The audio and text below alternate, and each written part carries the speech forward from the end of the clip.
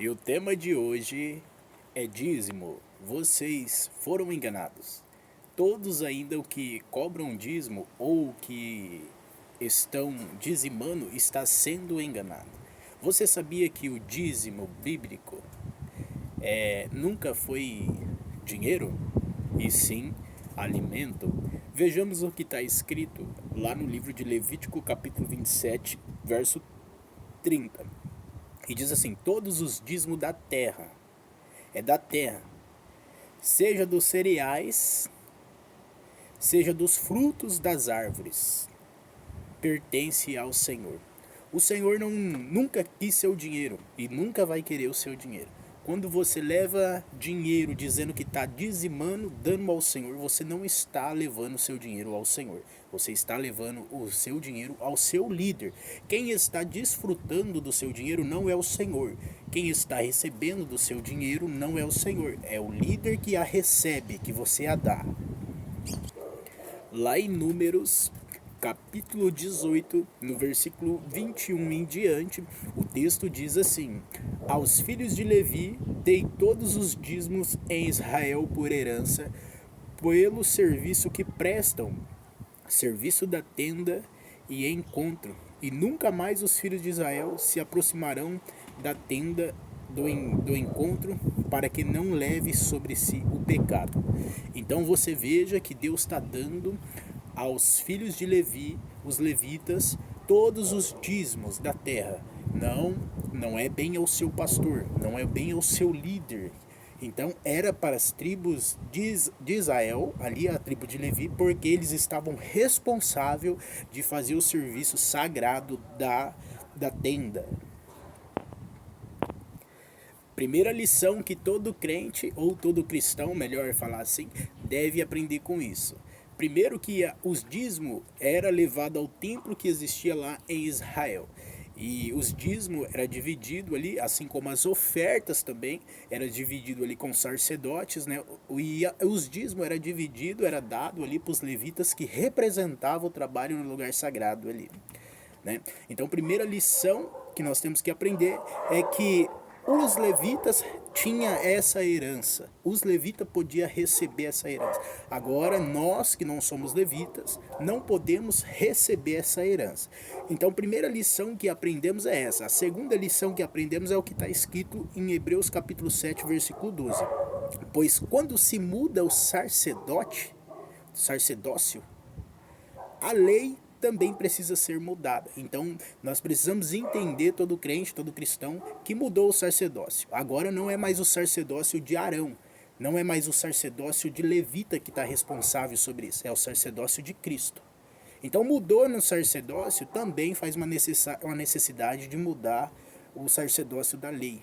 Então, na cabeça de alguns homens de líder ainda, o sacerdócio continua sendo o mesmo sacerdócio de da lei de Moisés. Os levitas, o sacerdote, porque eles continuam recebendo o dízimo. Então essa é a segunda lição que devemos entender, que mudando o sacerdócio também faz uma necessidade de mudar a lei. Outra coisa interessante que todo cristão deve entender é o que está escrito em Hebreus capítulo 4, versículo 9. Está escrito assim: assim ainda resta um descanso sabático para o povo de Deus, pois aquele que entra no descanso de Deus também descansa do seu próprio trabalho, como Deus descansou no seu.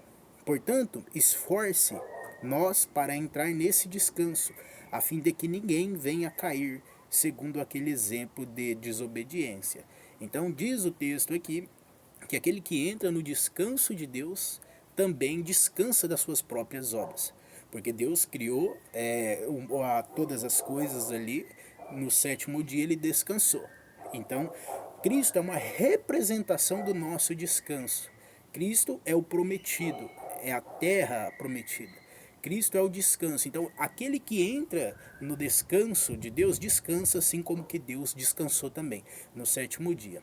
Cristo é aquele que faz a gente cessar nossas obras, porque a obra agora é de Cristo, a obra é completa, a obra é perfeita, a obra foi feita. Quando ele gritou na cruz tetelestai, está consumado, Cristo fez a obra por completa. Não tem essa, estou fazendo a obra de Deus. estou recolhendo os dízimos porque é para a obra de Deus. Não, diz o texto assim: assim ainda resta um descanso no sabate para o povo de Deus. Pois aquele que entra, é aquele que entra no descanso de Deus, também descansa do seu trabalho. Descansa das suas próprias obras, porque esse que entra no descanso de Deus é aquele que acredita que o trabalho de Deus foi feito por completo, está consumado, está pago, não há mais o que fazer. Foi feito pelo próprio Deus, foi consumado pelo próprio Deus, porque aquele que entra no descanso de Deus também descansa do seu trabalho, como Deus descansou do seu. Portanto, esforçamos para nós entrar nesse descanso, a fim de que ninguém venha cair segundo aquele exemplo de desobediência. Então, devemos entender que aquele que está em Cristo, aquele que entrou no descanso, cessou as suas próprias obras. Porque Deus criou tudo e no sétimo dia descansou. Deus fez tudo perfeito e no sétimo dia descansou. A cruz foi perfeita, o sacrifício foi perfeito. Não tem essa de ficar se sacrificando mais, porque o sacrifício de Cristo é o meu descanso, foi perfeito. Outro ponto interessante é aquelas pessoas que gostam de falar: não, eu estou fazendo a obra de Deus, por isso que eu dizimo, por isso que eu recebo o dízimo também, porque isso aqui é para a obra de Deus, isso aqui é para ajudar na casa de Deus. Não.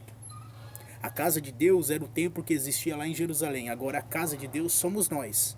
Entendeu? Então você que está recebendo os dízimos, você está enganando, você está mentindo. E você que está dizimando, você está sendo enganado, porque os dízimos não se dá mais. Então, mas eu estou fazendo a obra do Senhor. Não, isso é mentira, isso é desculpa de quem não quer ler a Bíblia. Isso é desculpa para quem quer continuar sendo enganado. Isso é desculpa para quem quer enganar. Porque lá em João, capítulo 6, versículo 28 ao 29, vai chegar um grupo de pessoas e vai dizer desse jeito, eu vou ler com vocês. Então perguntaram-lhe: o que precisamos fazer para realizar as obras de Deus requer? O que eu tenho que fazer para fazer a obra de Deus? Dizimar? Receber os dízimos? Não. A resposta de Jesus lá em João capítulo 6, versículo 28 ao 29 é essa. Jesus respondeu: a obra de Deus é esta, que creia naquele que ele enviou. Então Jesus não falou: vocês vão ter que ficar dizimando, recebendo os dízimos. Isso é engano, isso é mentira, isso é manipulação.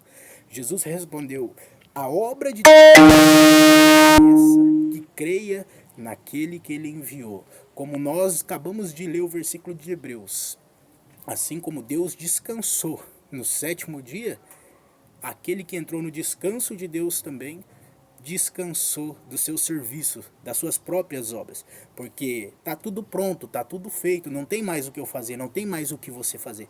O que tinha que fazer, Cristo fez tudo perfeito na sua grande obra na cruz do Calvário. Então a obra de Deus não é você levar o dízimo no templo, a obra de Deus não é você ficar recebendo o dízimo, a obra de Deus é que creia naquele que Deus enviou, Jesus Cristo.